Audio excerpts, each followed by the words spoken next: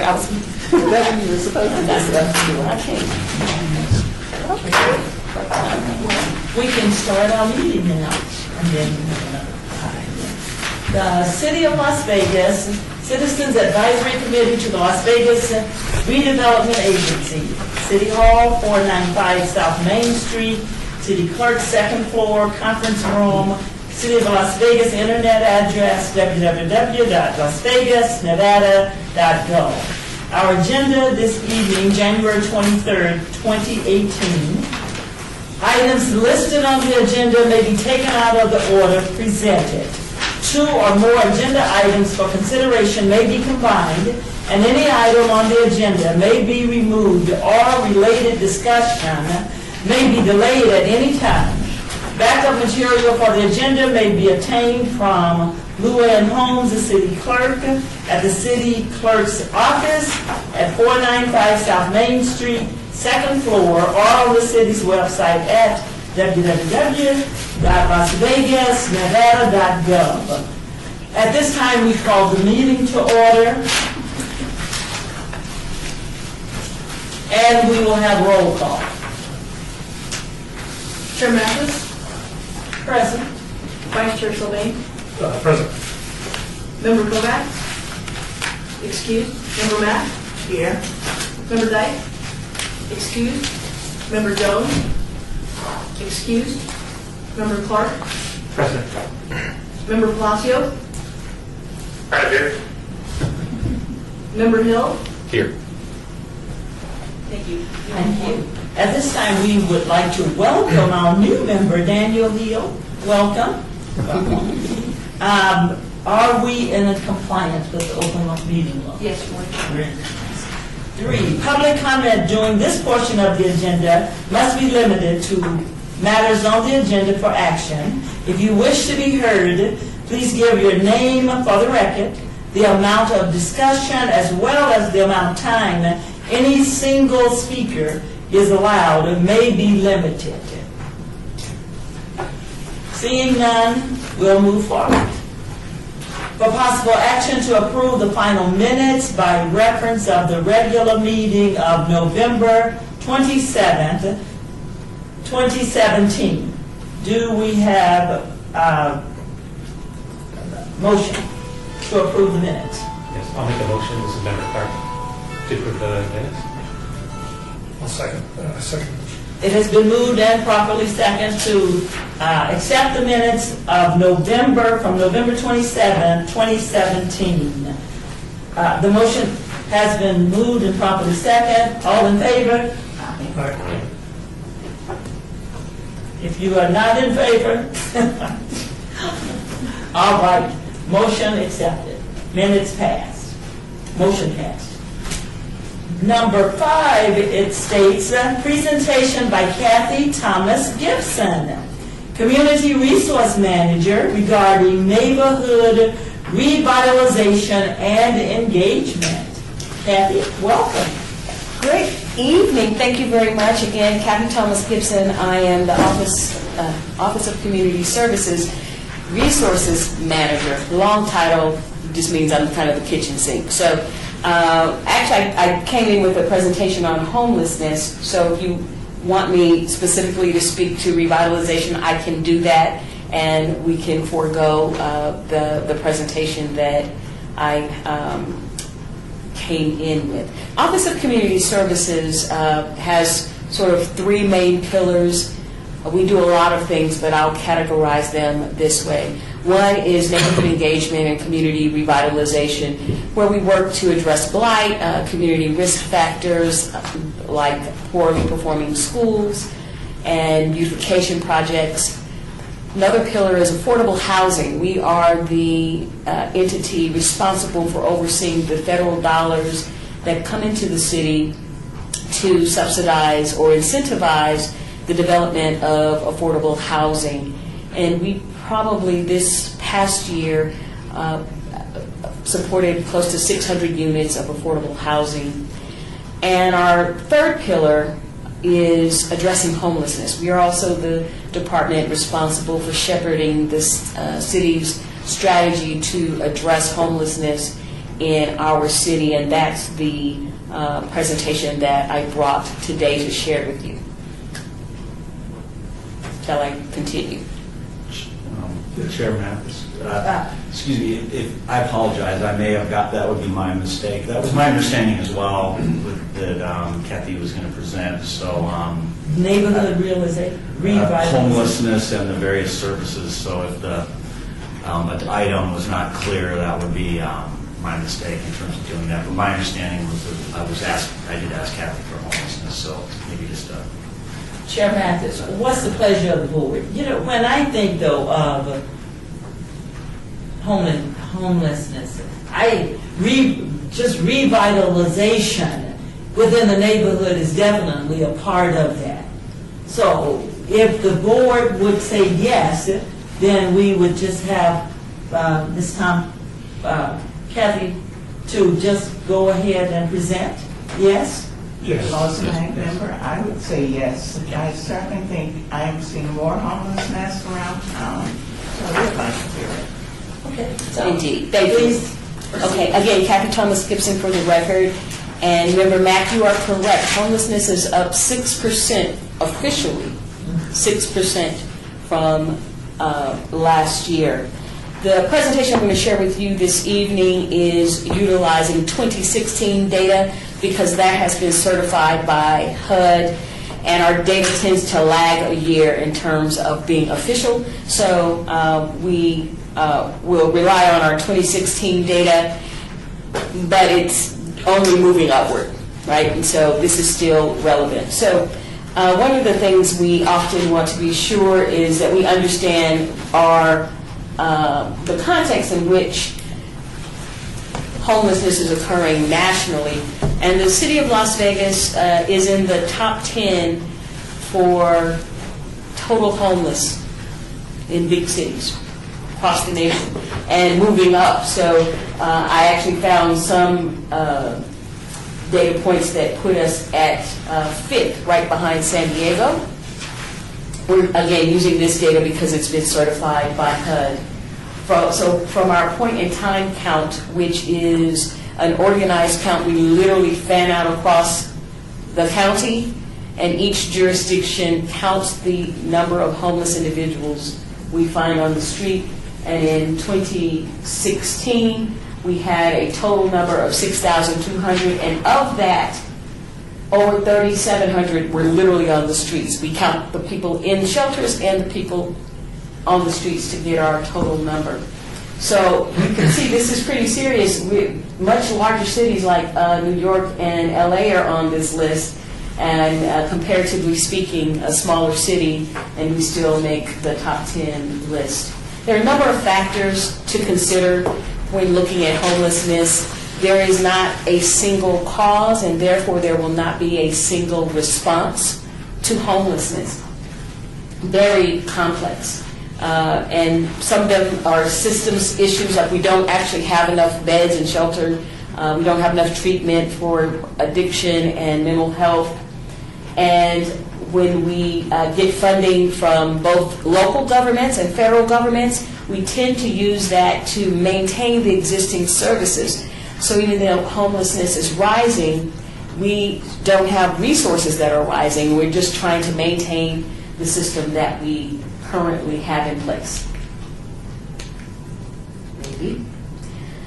So as we were developing our strategy, which by the way will, the full strategy goes all the way from emergency housing all the way up to permanent supportive housing. Tonight I'm going to talk about our new initiative, but we want the committee to know that our strategy spans the entire continuum so that we are working with people to prevent homelessness. We're working with those who have mental health and substance use issues to deal with those issues, to allow them to get back into mainstream housing, all the way up to permanent supportive housing. We've been looking at a number of best practices across the United States, and we've actually done junkets where we go with our elected officials, with Metro, with county elected officials, to visit several places that have had similar issues. You'll hear me talk a lot about the model that is in San Antonio, Texas. They are a good comparison for us because Bexar County, where San Antonio is located, is about 2 million people, similar to us here. Like we have Fremont Street, they have the Riverwalk, so a downtown core that is focused on tourism and entertainment, just as we do. So they have some similar issues that they are addressing, nice weather, etc., that made sense for us to look at them in particular. But we did look at Phoenix, Arizona, a couple of places in Florida, and as well as some unique service items that they were doing in San Diego. What we discovered when we looked across all of these national best practices are some pretty essential themes. We found that all of the successful models have a public-private partnership, meaning the philanthropic and the private sector shoulder a significant responsibility for creating and sustaining, paying for the solutions that that community selected. We also discovered that they have well-integrated navigation for services, so no wrong door. Wherever a homeless person shows up, they get navigated to the right place to address whatever particular issues that homeless individual is facing. Medical services and coordinated outreach were essential core services and not sort of separated from all the other services, and that there was transitional housing. And that's actually something we don't have a lot of here locally. We have shelters, and we have some, not enough, permanent supportive housing. What we don't have is sort of that bridge in the middle, and we noted that all the successful models across the United States actually have that bridge.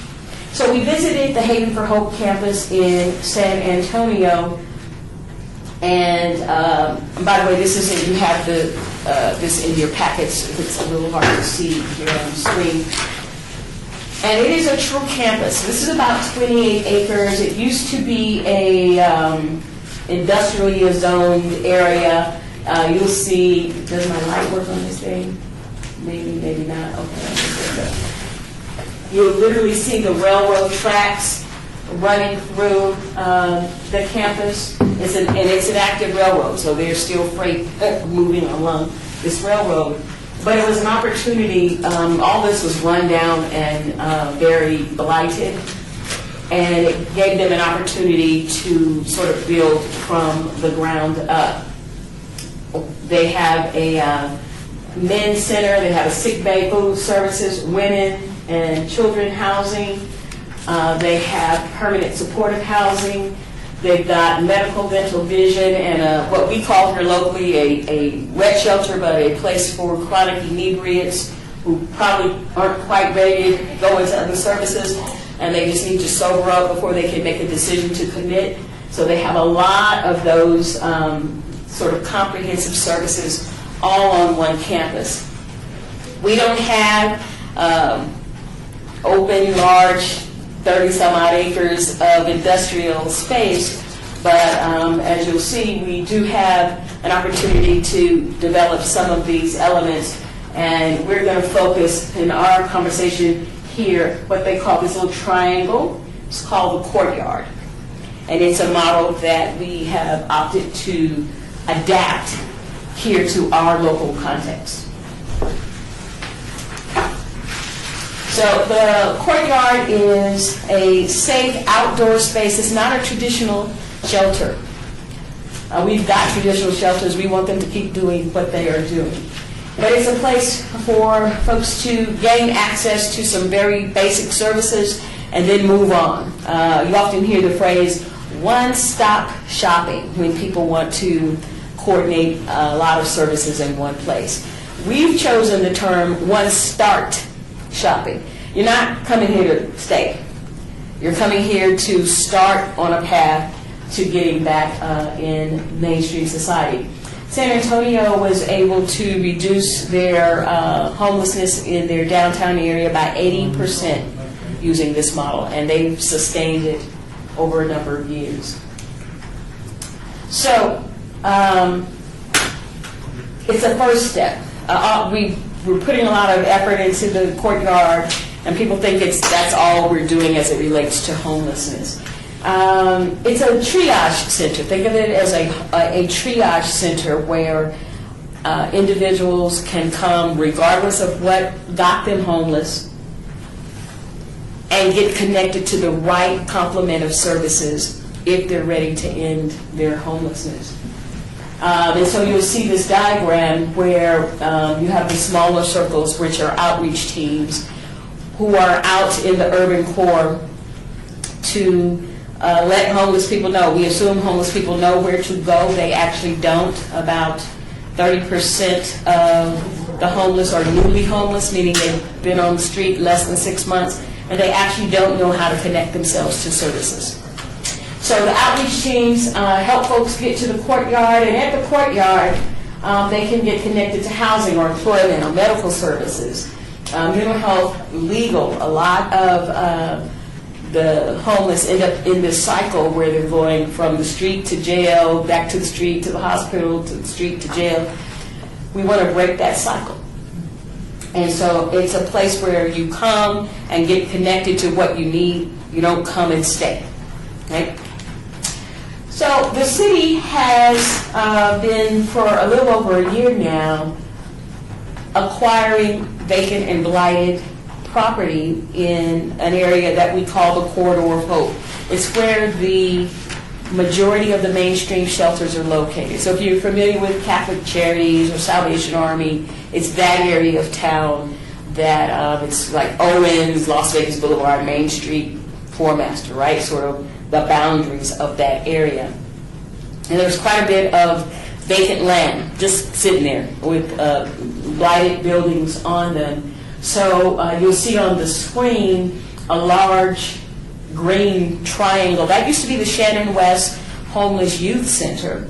And Four-Master Lane that you see there at the top of the picture is right in the center of the Corridor of Hope. In any other big city, that would be Skid Row. We don't call it Skid Row here. We call it the Corridor of Hope. But the teens were walking out of the Homeless Teen Center into Skid Row. Active drug use, violence, you name it, it was happening on Four-Master. And we all got together, all the jurisdictions got together and said that's not where we want young teens who are homeless to aspire. They see the homeless adults, they think that's their destiny. And so we all banded together to move them away from there. They're actually out on Flamingo now in a facility 3 times the size of this one that's not on Skid Row. The city acquired that piece of property in anticipation of doing something else. We didn't know what that something else was going to be, but we knew that it would help us sort of stand in the gap with all the homeless services that we're missing. Next, you see at 1401, the orange rectangle used to be the Casablanca Ballroom. We acquired that property next. And then that thing that kind of looks like a tomahawk, I guess, I don't know, that blue property, that used to be the Thomas and Jones Funeral Home, and they literally could not make their business work there because no one wants to bury their dearly departed or hold memorial services with homeless folks pooping on the, it gets graphic, but that's the problem. Folks are pooping on the parking lot and stealing stuff off your cars, or you can't even drive up in the processional to the memorial because there's homeless encampment. They literally closed their business up and moved out on Decatur.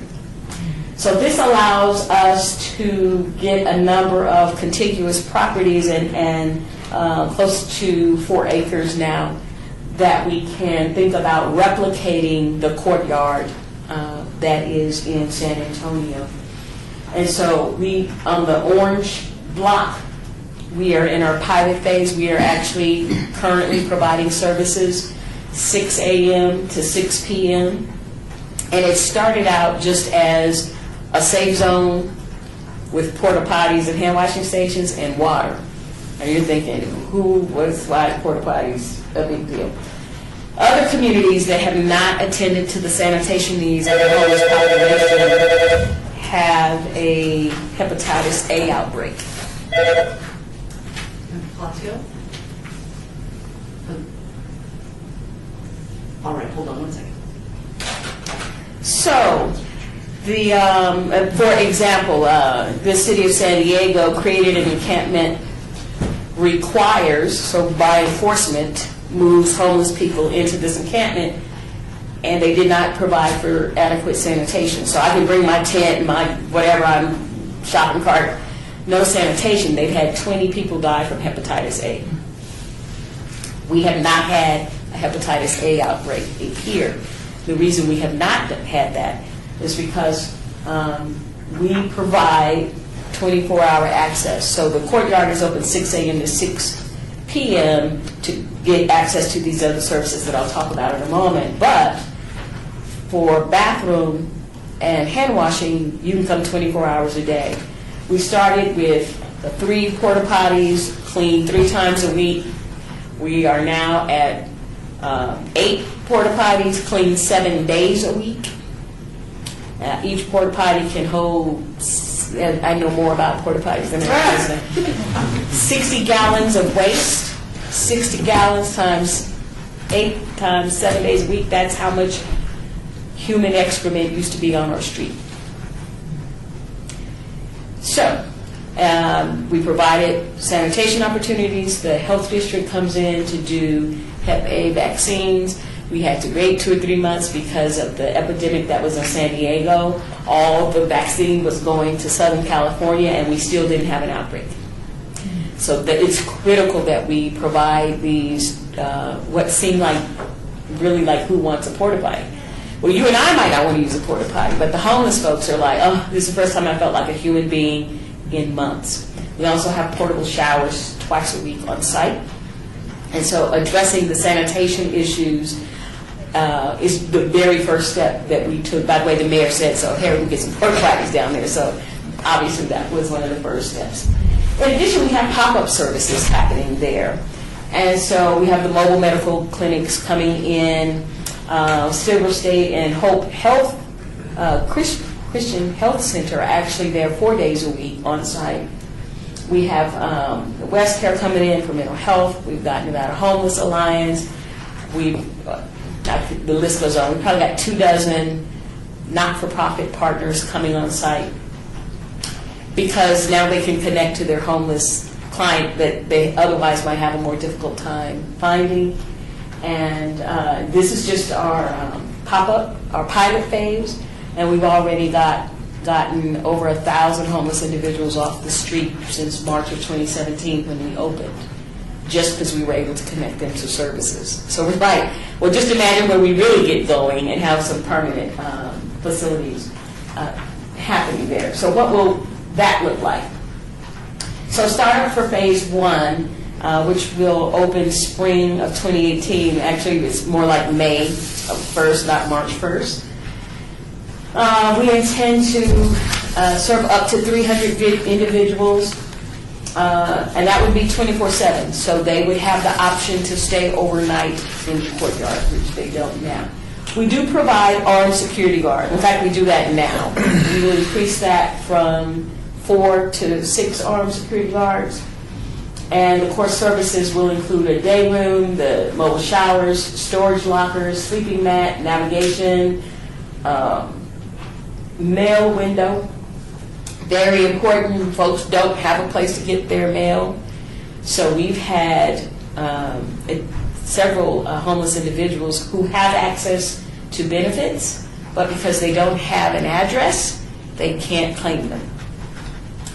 We had one guy get over $17,000 in back benefits when he had a mailing address. We had to, first of all, had to help him get his birth certificate so he could get an identification. And once he could do those things, he was able to tap into benefits for which he is eligible and get back up on his feet. So we also have outreach and case management happening at the site. Obviously, I mean, I'm not sure I would be responsible if I got $17,000 in one pop. And so we want to be sure that we provide adequate support for individuals so that the choices they make actually can help them get back into mainstream. And so, real critical things. The navigation services more commonly are called case management. But the intent really is to help homeless individuals and families navigate the fragmented service delivery system so they get what they need when they need it. And so the navigation piece is one of the best practices that we were made aware of. These are some pictures of Haven for Hope in San Antonio. You know, notice in the lower left are the storage lockers. Big issue locally is that if I've got 5 trash bags, I can't even get on the bus with that. So that means I'm not making it to doctor's appointments. I might not be getting to a service provider. I certainly can't go look for a job. Now, let's double that. I've got a shopping cart or whatever. I can't leave it. Everything I've got in the world is in that shopping cart. Where am I going to put my stuff so that I can engage with services? So storage is our next big service to ensure that folks aren't so busy trying to protect their stuff that they don't connect to needed resources. And this is similar. It's, again, outdoor, covered, some park benches, etc. And at night, if they choose to stay there overnight rather than going to shelter, they will have mats, like the big gymnastic mats. Now, we get a lot of pushback on this, by the way. Folks say, well, why let them sleep outside? We have a significant number of homeless individuals who will not go into shelter for any number of reasons. One could be that the shelters actually breathalyze them, right? You blow, you can't get in because they won't let you in drunk. Well, we know that I could have untreated diabetes, as an example, and blow. There are any number of health issues that make your blood sugar not regulated. You could blow and look drunk, right? If I have diabetes, untreated diabetes, my eyes are bloodshot, I'm slurring my words, and you blow me, and I blow like I've been drinking alcohol. Those individuals cannot get into traditional shelters, but they want help. We have other individuals who, for mental health reasons, going indoors is a huge challenge for them, but they want help. The next time when I update this, I'm going to insert this video. Metro did a sting. In fact, it was right outside the Mob Museum. There was a guy who was beating homeless people to death in their sleep. The Metro set up a sting with dummies and sleeping bags, and the guy came and beat the dummies up. He's in jail now. When people say it's not humane to let people sleep on mats outside, I show them that video. Is it more humane to let homeless people be victimized? And that's just one example, the most heinous example. But homeless people are more often victims of crime rather than perpetrators of crime.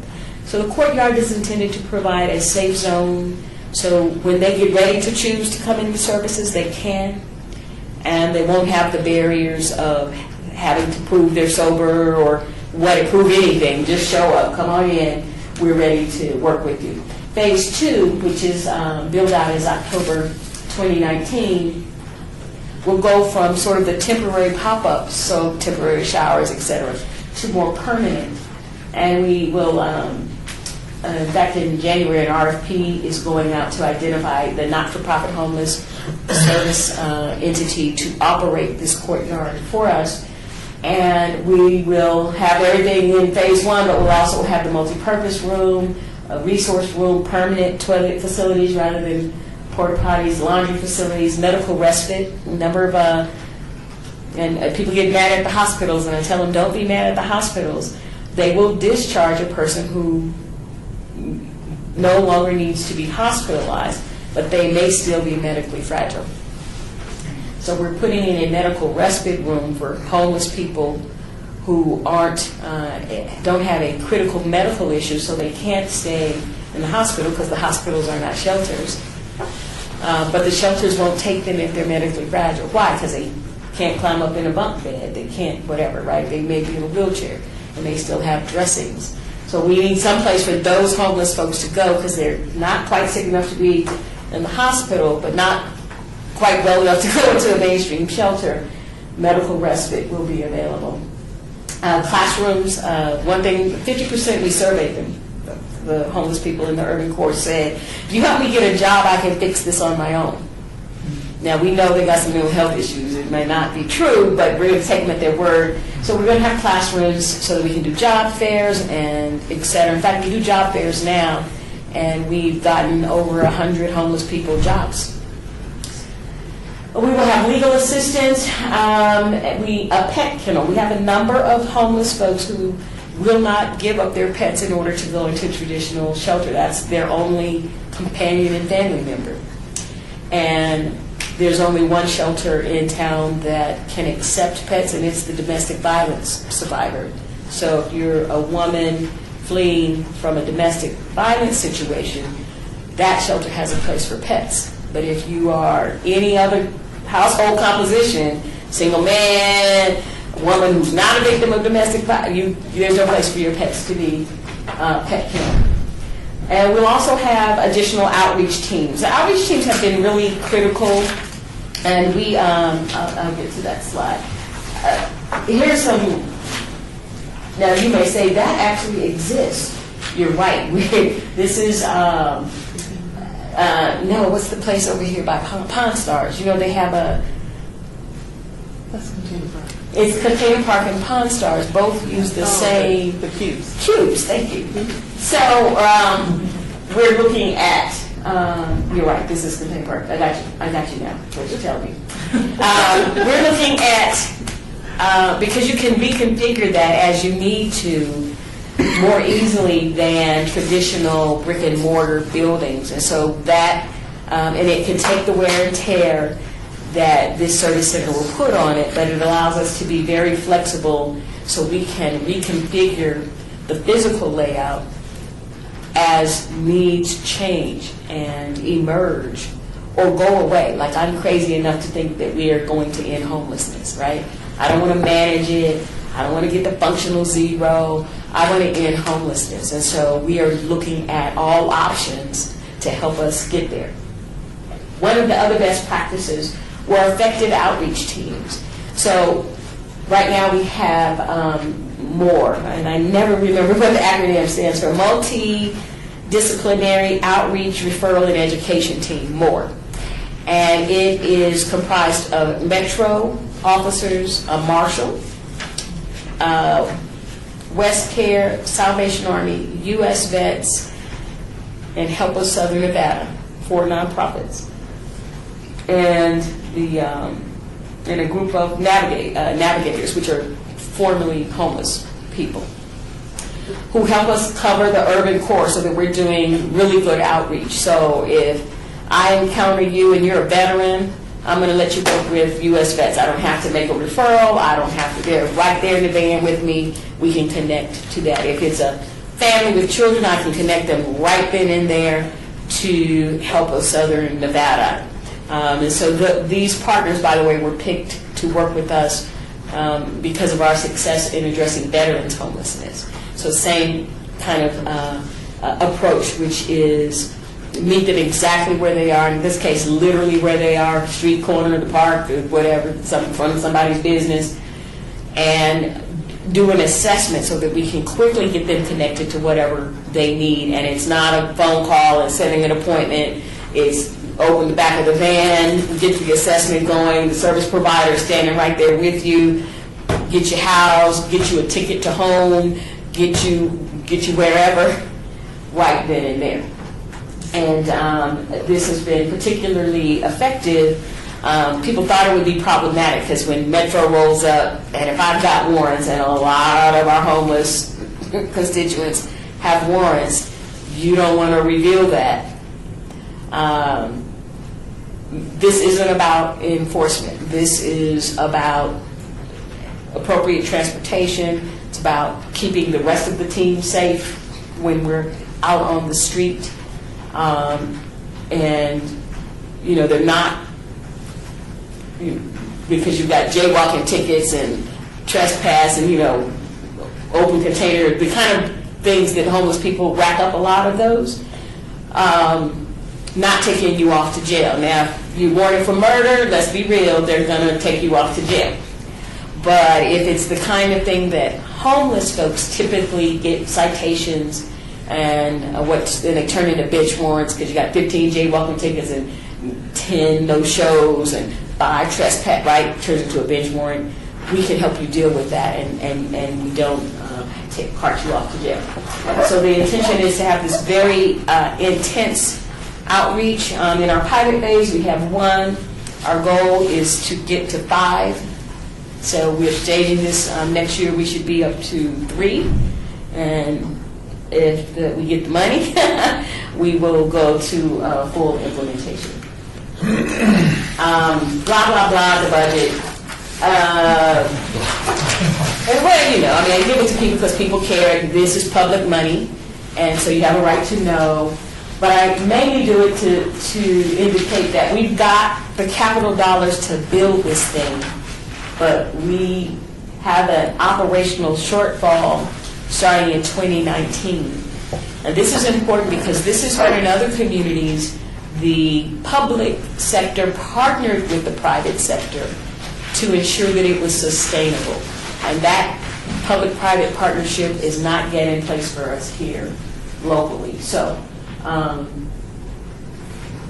that's my reality. Okay. Pop-up services. So we have a day center going on right now. I talked about some of these services. We also have public phones and computers. We want people to connect with their family and their support system if one exists. And oftentimes they don't have the means to do that. We provide the means. You'll see something up there called document retrieval. And that is, it's hard to even get into mainstream shelters if you can't prove you are who you say you are. And something as simple as a birth certificate or a photo ID will be a barrier. So the intention is to remove barriers. What you're looking at there is, that's us, right? That's the actual courtyard on a day where we had the Giving Project, a number of churches partnering with Metro to come in and do really intense services. So they're giving out socks and clothes and who knows what else. But that's the actual courtyard as it looks right now. So it's just an open parking lot right now. So I need to update these numbers because this is just through the end of 2017. So we had over 100 employed through the on-site job fairs, 80 or so actually into housing programs, over 1,000 in the Ticket to Home program, which is, great Aunt Ethel says you can come live with her. I have to call her, verify that address. And often what we get is, oh, yes, please send Kathy home. I've been looking for her for 3 years. And we provide a way for that homeless individual to reconnect with their support network, et cetera, et cetera. So we're over 3,900 unduplicated clients at this point in terms of the services. So one of the things, and I'll wrap up or take questions, this is not the only answer, and it's not the answer for the entire valley. So even though Metro is working with us on our outreach team, we say, Metro, don't go down to the Strip and bring homeless people from the Strip up here. Clark County needs to figure out what they want to do in Clark County. This project is sized to serve the urban core of the city of Las Vegas. We've been very, very clear about this. And we've been talking to the other jurisdictions about, if you've got a homeless problem and they all do, then what are you going to do so that the folks who are already there can get connected to services? So we're not trying to bring them in from all over northeast, west, and south. We're trying to deal with the problem that we already know exists in our urban core. So we hope that it serves as a prototype. We are working with the other jurisdictions to think through how they want to serve the homeless that are sort of popping up in parks and industrial buildings and vacant. A lot of them have lots of squatter problems. Yeah, this isn't to solve your squatter problem. This is, we have several thousand homeless individuals in our downtown right now. And this is designed to address the needs of that population. So that's where we're headed. So I gave you a couple of handouts, little like infographic that kind of summarizes what's on the second slide. We're in the top 10 of homelessness. Feel free to share that information because I don't know that people know. They see the problem, but they don't have any data to help them think through the problem. And we need your help. Tomorrow we are counting. We do just like that point in time count. We are doing that tomorrow. We deploy from Catholic Charities at 10 p.m. and we still need volunteers to help us go out and enumerate the homeless. That's just one way to get involved, and I'd be happy to forward information to Jeff about other things we are doing, and I'll take questions. Chair Mathis, first of all, very, very thorough, and thank you. When you say the urban core of the city of Las Vegas, we're talking downtown Las Vegas to where and to where? Yes, so we're including the medical district, Okay. the historic west side, and East Las Vegas. So downtown, medical district, west side, East Las Vegas is the urban core. East Las Vegas and West Las Vegas. Thank you. Your department is part of, sorry, Member Sullivan, your department is part of the city, then someone like Catholic, Catholic Services, like how did they come to you and say, we want to be involved with this, or how does that occur? So there are a couple of ways. Great question. There are a couple of ways we work with not-for-profits. We are a funder. The city funds homeless services. So organizations like Catholic Charities apply for those funds. They go through a review process, a board much like this of citizen appointees, reviews those applications and ranks them. And folks who get over the threshold get funded to deliver services. The second way we engage is regionally. All of us, when I say all of us, all the jurisdictions, the cities and Clark County, sit on a larger continuum of care board. We get about $14 million from HUD, from the federal government, and that body disperses money also. And so we fund kind of specific for stuff in our city limits, and then we work regionally to deal with the problem holistically. So those are the two ways that we fund not-for-profits. How about if a nonprofit wanted to, so you have a need, so let's say you said for these, when they've been successful, have a private component. Yes. So is there a plan to get the private component involved? Absolutely. So we actually have a Quarter of Hope Advisory Council, and on that council there are businesses as well as the not-for-profits, the people who are physically in the Quarter of Hope. So Anderson Dairy, the funeral, the Palm Mortuary, U.S. Foods, Ahern, I'm forgetting some folks, but whatever. There are businesses who sit on that body as well to sort of think on both sides of that conversation. We're not. I don't think we're quite where we want to be in terms of shared responsibility, meaning we don't have to drive the decisions, and we certainly don't have to write all the checks. And there may be solutions that the private sector can do that are more expedient, right? Because I'm using federal dollars. So the minute I want to move a stick, I got to do an environmental review, and then historic preservation has to come in, blah, blah, blah. All that's wonderful, but it makes the process different because I'm using federal dollars to do it. If I use private dollars to do it, I can move quickly, I can do a lot of other things that I can't do because the public dollars have requirements and restrictions that private dollars would not have. So we are, yes, in discussion, and anybody that wants to join, come on in. So how is that done? You say, so let's say I have a charity charity that says, well, I want to be involved with the homeless in Las Vegas a downtown corridor. Yes. What would they do? They come to your department and say, we're interested in that.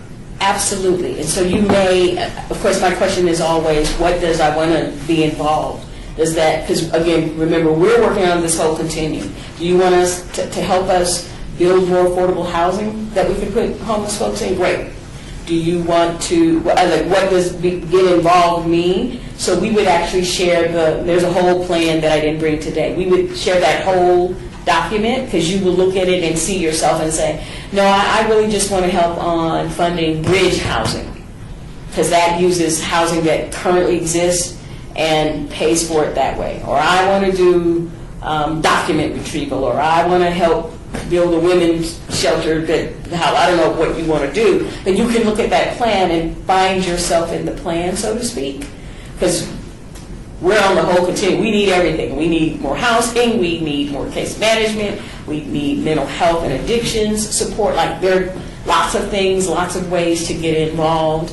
And some of it is writing a check, and some of it is working on policy issues, and some of it is helping the systems talk to each other differently. And so wherever your subject matter expertise, you can look at that plan and find yourself. Which I'll give to you, Jeff, so you can share. Okay. Any more questions, statements? Member Clark, thank you, Kathy, for the informative presentation. I know there's no silver bullet to solving issues with homelessness. So it's great to see the innovations and the best practices approach. The fact that you've gone to different cities to see what's been happening and then integrating something in the context of Las Vegas. So thank you. Thank you. Okay, thank you. Thank you, Bill.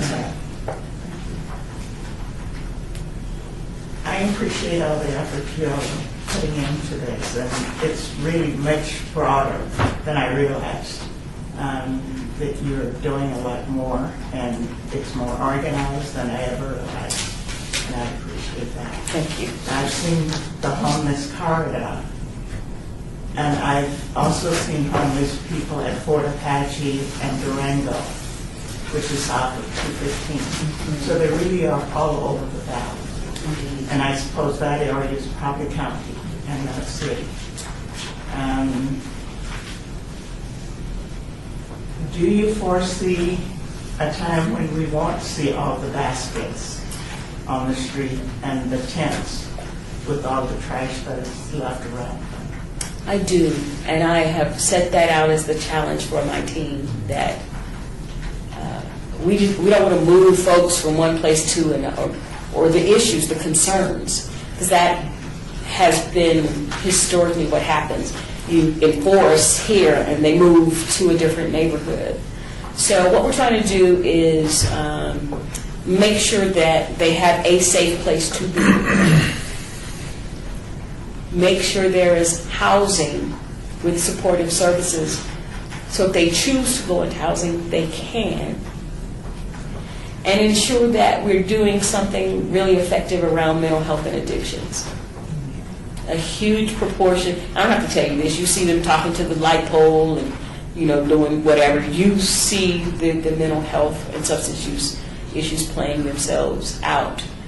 And until we effectively address that, it'll be a while before we can truly effectively end homelessness. But yes, I do foresee, we're in this for the long haul, so it won't be next year, it won't be, but we're committed for the long haul so that we can address in those big areas, mental health and addictions, more housing, navigation, safe place to be and a place to get connected to services, that all three of those things happen simultaneously rather than now, what they're kind of piecemeal.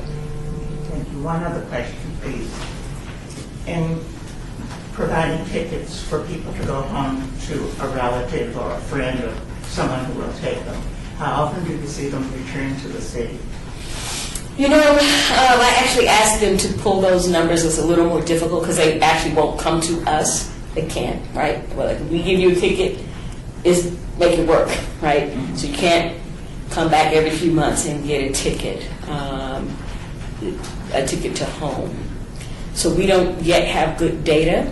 What we're trying to do is find out from our partners that we fund, do they see those folks coming back in their doors?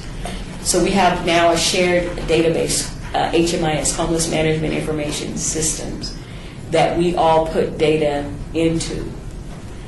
In order for me to see that data, though, you have to sign a release. And you can choose not to sign that release and still access services. And so we're trying to figure out how to, we have the database system, but we're trying to figure out how to share the data better so we can do that cross-reference. Yes, do I believe there are people who are coming back? I do. I don't know a good number to tell you. Thank you. Chair Mathis, great work. It's just no way to follow up, though, to pick up the phone and call Aunt Susie and say, you know, I guess my thought is, wonder what happens to these people, but I guess our job is making sure that we provide as many resources as possible and hope that they will. So we do follow up on the short term. So we have staff that not only verify that, you know, great aunt whoever will take you, but that she or he or whoever actually picked you up and got you. What we don't do is follow up a year later and say, hey, is Kathy still there, Aunt Susie? Like, so we do the short term. She says, yes, she'll come get you. We verified that you got that, that she picked you up. We do not yet. And that's a manpower, mainly a manpower issue. We don't, you know, follow them 6 months or 12 months or whatever. Thank you for the resources that you're providing. At least we know something is happening. Yes, something good is happening. There's a process. Indeed. Keep working the process. Thank you. Yes. Thank you. We'll move on to the presentation by Tracy. Tracy is the Senior Economic Development Specialist regarding multifamily residential improvement programs. Tracy?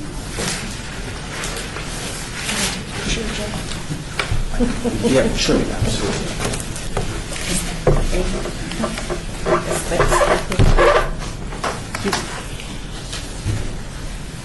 Getting this set up.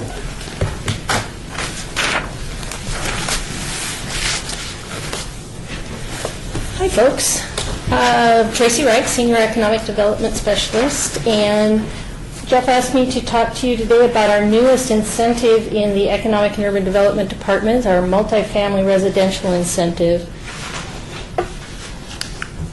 These are a two-part incentive that is for renovation and rehab of existing buildings only. It's not for new construction.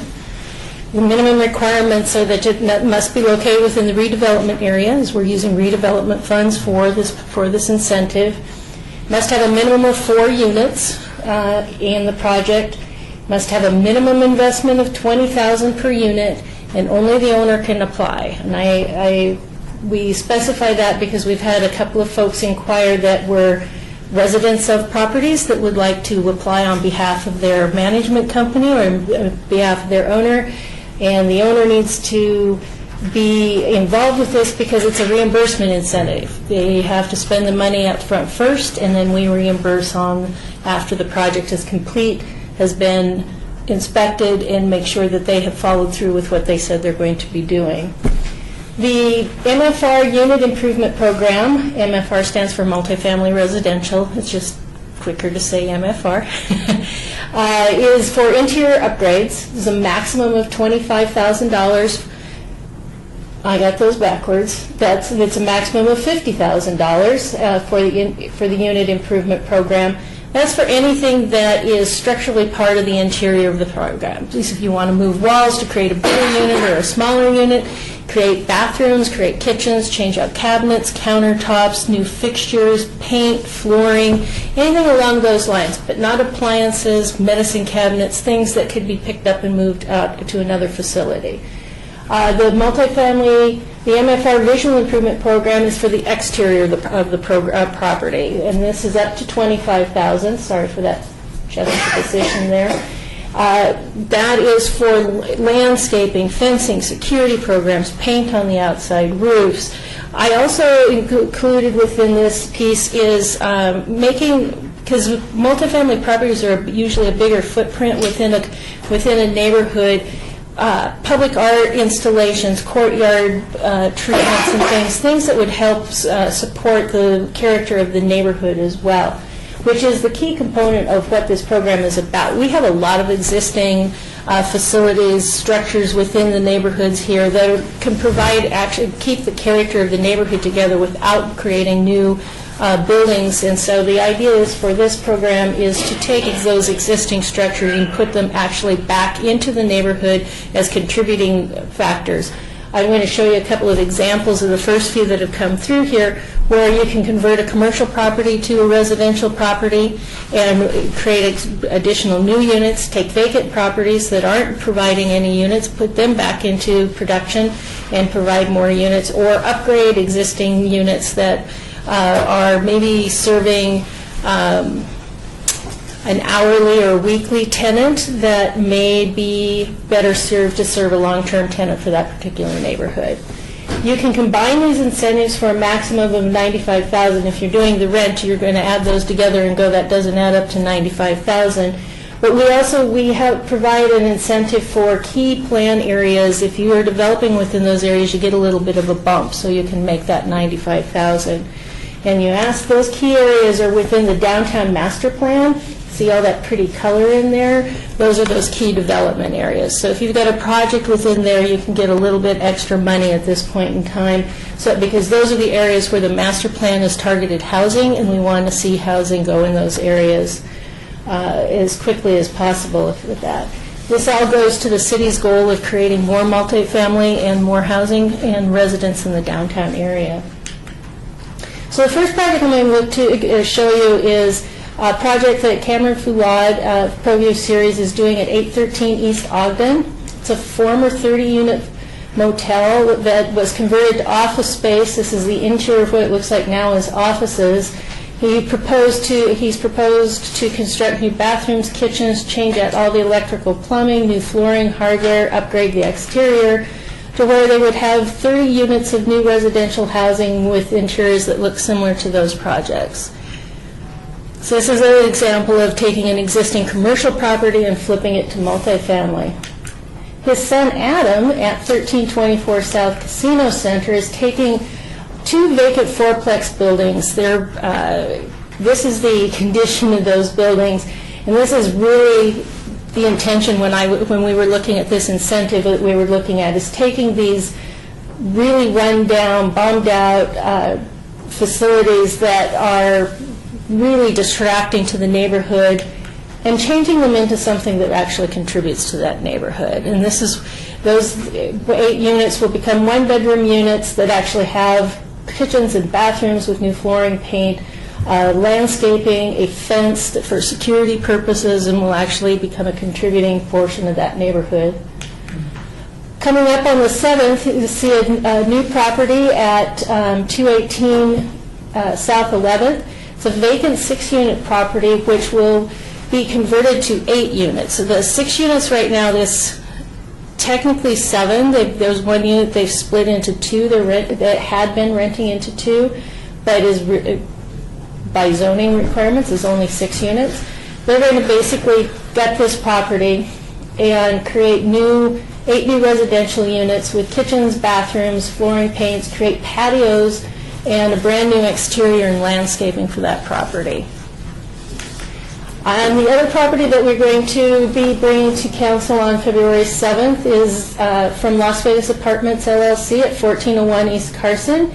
You might know this is the old Silver Queen Motel. It is currently being vacated from the crime element that is living in the units at this time. It's a 15-unit motel. They're going to be upgrading the bathrooms, the kitchens, and the interiors, as well as installing fencing, security, and landscaping, and upgrading the parking portion of that to where you get a little bit more of a nice multifamily unit. So that's a really kind of quick and down and dirty. The handout I gave with you has got more of the details on that. It really is a tool for the redevelopment agency to be able to help developers create new multifamily housing, renovate existing product that are in the downtown area. I also brought applications, if you know developers or property owners that are looking for that. I've got a stack of applications here in front of me. That was fairly quick, but any questions? Member Sylvan, is it on the Las Vegas redevelopment, is it on the website? Yes, everything's on the website. And then, the total amount funded, is there, do you have that set right now? So the program was so popular, we had an initial budget set aside for that, and we will, as of this next council meeting, have gone through that initial budget, and we have internally allocated more dollars to it, so we do have some additional funding for the next few projects. Thank you. I was actually quite surprised. I have done almost no marketing on this program other than have talked to a bunch of developers prior to creating the program, and I have a steady stream of applications. But I'm always looking for more because there's a lot of need for housing out there, and our goal is to have 1,500 new units in the next few years, and this contributes incrementally to that. Member Sylvan, I think you probably, I mean, if there's properties you target, like if you probably go to some properties that would be aware and say, we have this program, but if you get to the need, we're saying we have the funds, I don't like that a little bit hurt. We actually are working with our other incentive programs, the VIP, the commercial VIP, and the OTIP. We're creating little cards for code enforcement to take with them when they're out doing various different things, and where they see properties that could benefit from this, they're going to be handing those cards out with that. So that actually is a good avenue for that. I love the idea that it's only word of mouth, because then I don't have to come up with a marketing program for Sean. Okay, more questions? Thank you. Thank you, Tracy. Okay, item 7, discussion for possible action regarding the election of officers for 2018. It's time? It's time. It's time. So do I just vacate this office and somebody else take over the election of officers for 2018? Jeff McGeechee for the record. The board can just open it up and nominate anybody for any position that is on. As far as term limits with regards to the different positions, that's a good question, Chairman. I'm not sure about that. I don't believe that's an issue at this point, but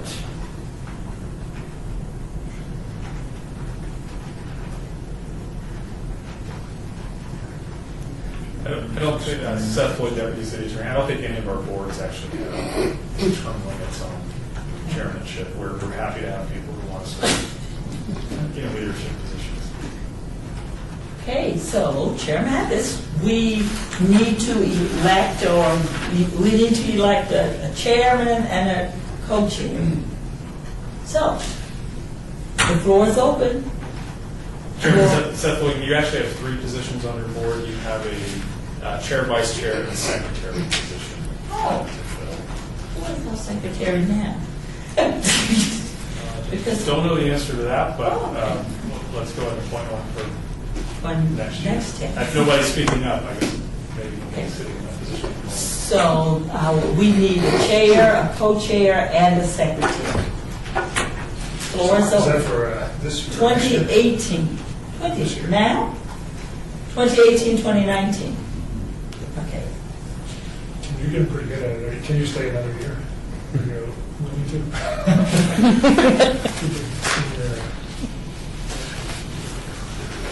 Oh, are you talking to me? Yeah. Oh. So you've been doing it for a year, right? Is it a burden to you? It's no burden. Because we don't need to. Yeah.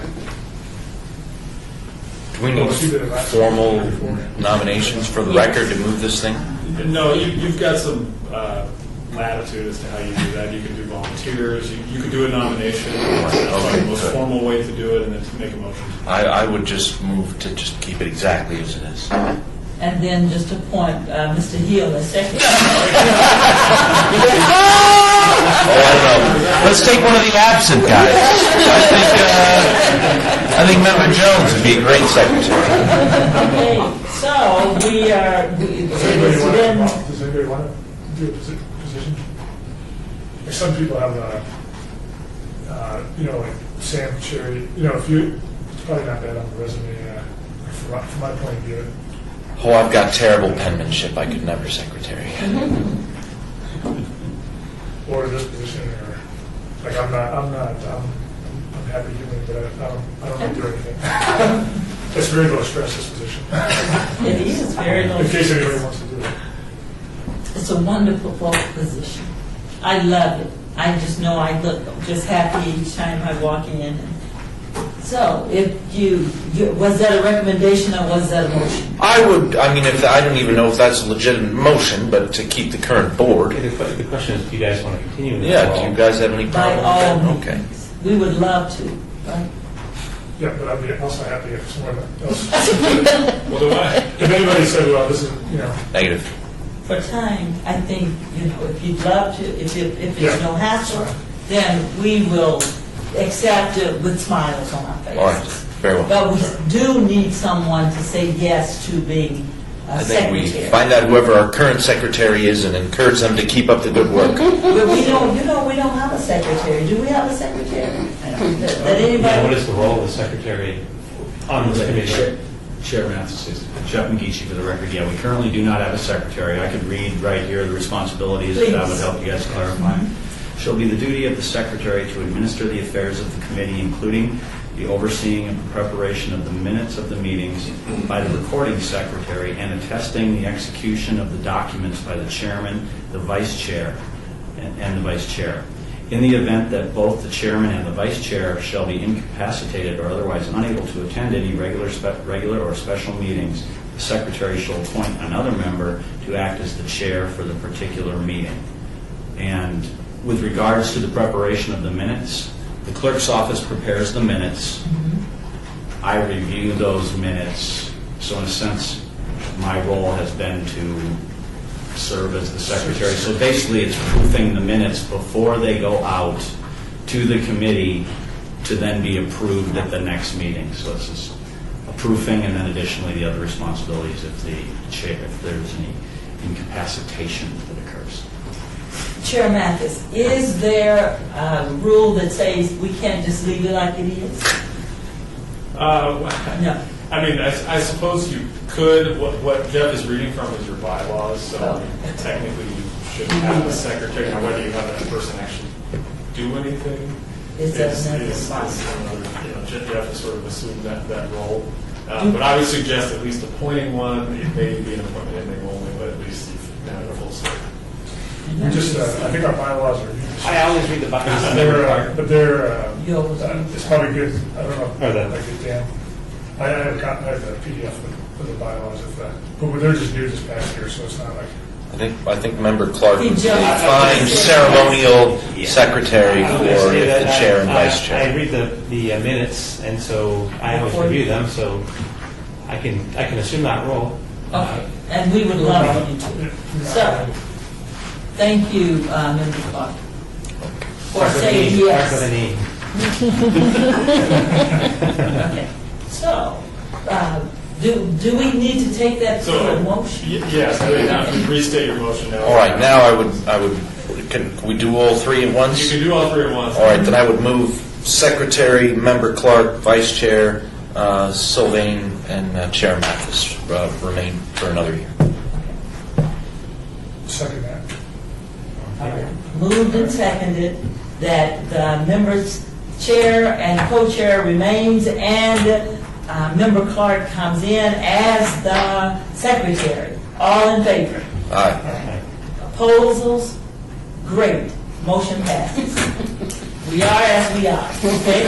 We are. Okay, let's quickly go through, and thank you to Member Clark, and thank you Thank you. The discussion regarding topics for future agenda items by the committee. Comments made during this portion of the agenda by individual members shall refer solely to proposals for future agenda items, and any discussion shall be limited to whether or not such proposed items are written or within the preview of the board, and or whether such proposed items shall be placed on a future agenda. No discussion regarding the substance of any such proposed topic shall occur, and no action shall be taken. And each one of us received this evening some possible meeting topics. We will look, we will prioritize, if at all possible, and then we can make sure we get them back to you. Yeah, Okay. Chair Mathis, yes, Jeff will meet you to the record. Yeah, that's fine. I could actually, given that there's an open spot and a new board member, I'd suggest maybe I send this out. I could send the board an email, and you guys can comment back and respond to me directly, and I'll get that out to you tomorrow, and you guys can just get back to me or add anything that you may want to add to the list. Seth Floyd, Deputy City Attorney. Just be careful when you do that. Only reply to Jeff. Don't reply to the group, because then you have the potential for an open meeting law violation. Oh, okay. So please Thank don't even reply all. Reply to Jeff. Only reply to Jeff and prioritize the proposed or the possible meeting topics. Do not apply to all of us, okay? Thank you so very much. And thank you, Jeff. We'll move on. Citizens' participation. Public comment during the portion for the agenda must be limited to matters within the jurisdiction of the board. No subject may be acted upon by the board unless that subject is on the agenda and is scheduled for action. If you wish to be heard, give your name for the record. The amount of discussion on any single subject, as well as the amount of time any single speaker is allowed, may be limited.